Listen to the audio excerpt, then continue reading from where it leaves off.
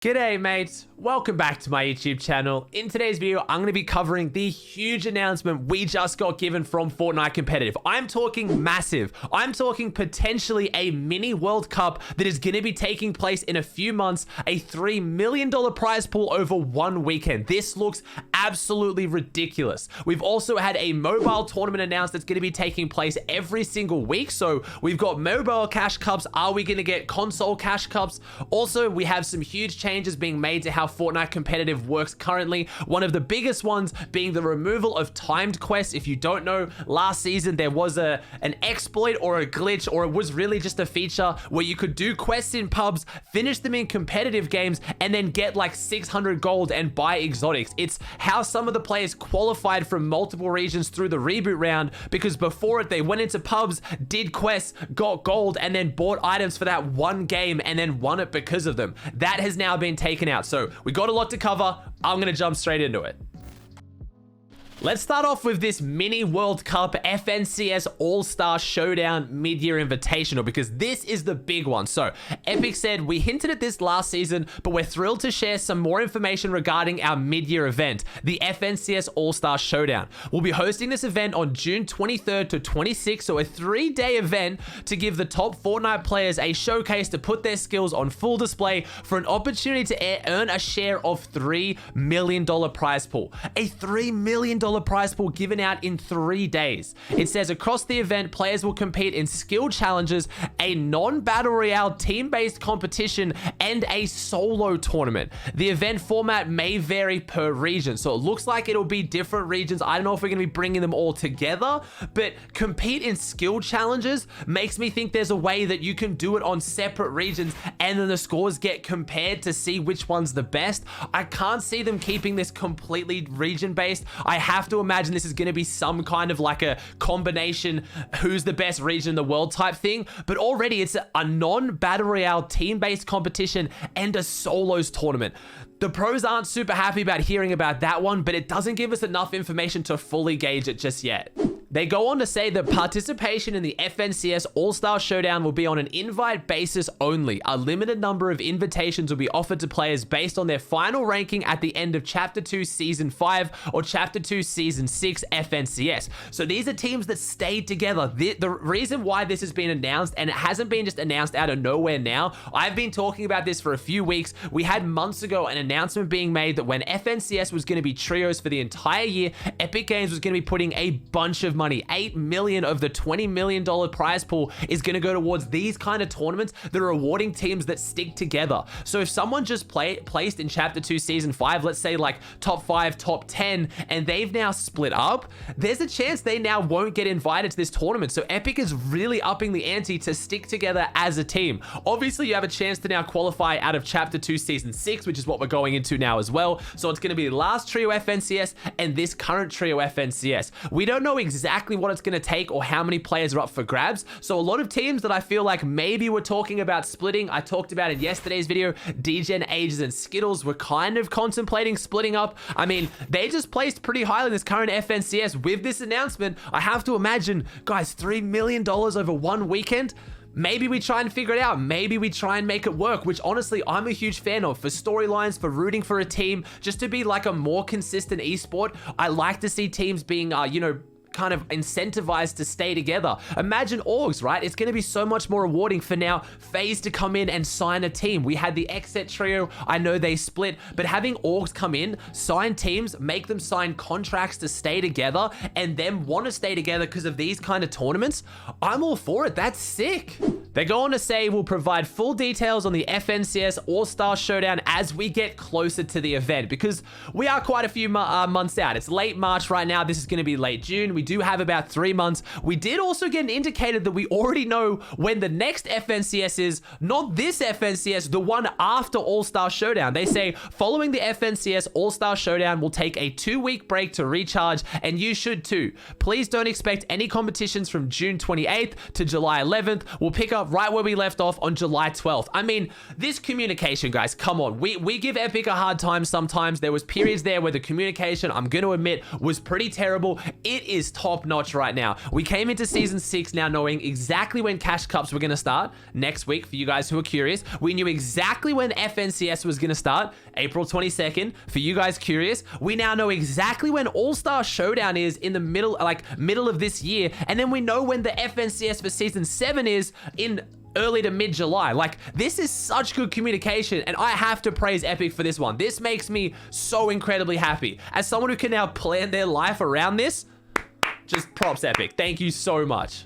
Before I move on to covering the mobile Cash Cup, this announcement isn't even done yet. Like, this is ridiculous. They finished it off saying, we still have several more unique competitive offerings planned for this season that we aren't quite ready to share just yet, but we'll be sure to let you know in the coming weeks. Until then, enjoy the new season. Is that console Cash Cups? Is that creator cups? Is that some insane LTM cups like Marvel Knockout? Like, this is insane. I am so incredibly excited. We have Cash Cups now. We have FNCSs happening on a very regular basis, like 5 weeks in between each one. We have a mid-year, like, mini World Cup regional all-star invitational. We're now having mobile Cash Cups. Again, I'm about to talk about that. I mean, Epic, honestly, I'm absolutely loving the direction Fortnite competitive is going on. This year is going to be phenomenal. So the information on that All-Star FNCS Showdown, I'll put a link in the description down below. That's the first post we got today. The second one was a Mobile Monday Cash Cup that's going to happen every Monday that actually has a really decent prize pool. So a few things I have to note though before you get too upset. It's only for NA East and NA West. I can't seem to find any rules saying it's region locked, so I guess you can play from the other regions. Just a little edit I'm throwing in here. I have since gone back and reread the rules as well. I've had to literally like fine-tooth comb this thing. It does say, for clarity, players may only participate in a single region for the duration of the event. So I guess the way that tablet thing works is you can only win the tablet on one of the 2 weeks. So if you come top 10 on NAE's first week, you're going to get the prize money and the tablet. But if you get top 10 on the second week, you're only going to get the prize money, no tablet, because it looks like you can't play NA East and NA West.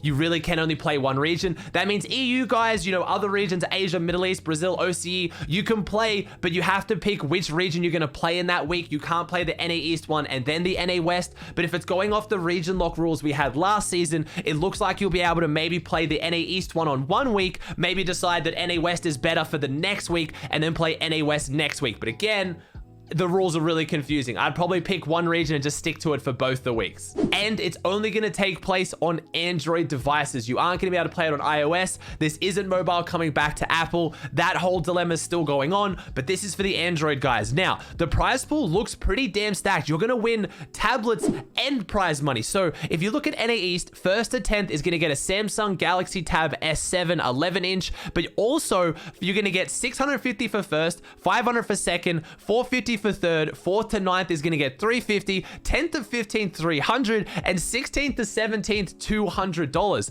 That's pretty damn solid. Now they did mention though, you can only win one Galaxy Tab per like event each week. So let's say you come top 10 on NA East and then you also come top 5 on NA West, you can get both the prize money, but you're only going to win one tablet. They didn't really talk about how if that's going to roll down to the next spot. So like, does the 6th person on NA West get the tablet? Not really sure. Maybe I've missed that in the rules, but I mean, like, if you've ever read these rules, they're like legal contracts. It's kind of insane. I'm doing my best to cover it here, but that's a pretty stacked prize pool. West is 1st to 5th gets the tablet. 1st is 450. 2nd is 350. 3rd is 300. And then 4th to 35th is 200. I feel like that's not too bad for a good mobile player to be able to manage. And the scoring system looks really, really good as well. It's solos, top 75. So once you get 75th, you're going to get 1 point. It looks like you're going to get a decent increment of points as you go up, and a victory royale overall is worth 30 points and eliminations are 1. So a pretty heavy placement format, which is pretty fantastic to see. Honestly,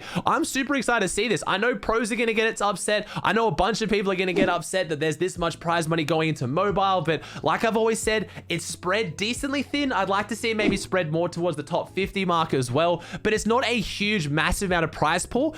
For you console guys who are watching this, I'd be getting pretty excited. This is the kind of thing I'd imagine that Epic's going to start doing for console. Maybe not giving out consoles as a prize, but again, maybe next gen console if they hook up like a Sony or Microsoft sponsorship. I don't really know, but this is super exciting to see what the model might look like for console cash cups coming back as well.